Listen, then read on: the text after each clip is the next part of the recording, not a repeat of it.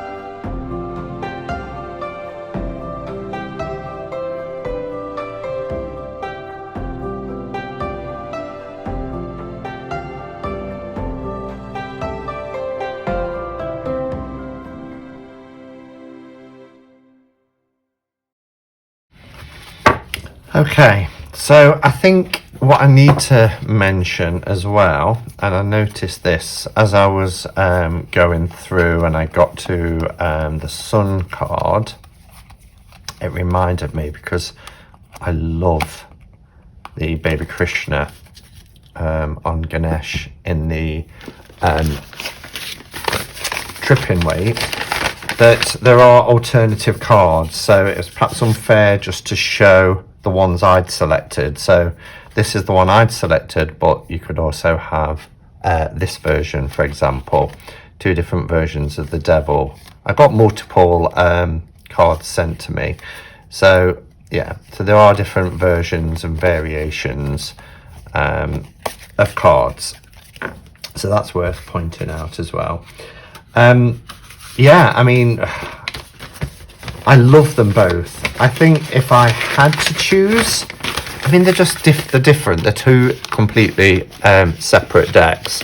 Whereas the comparison, the side by side I did earlier with the Winter Waite, you know, there are similarities, different coloration and things like that. Having the text, not having the text, having the numbers, not having the numbers.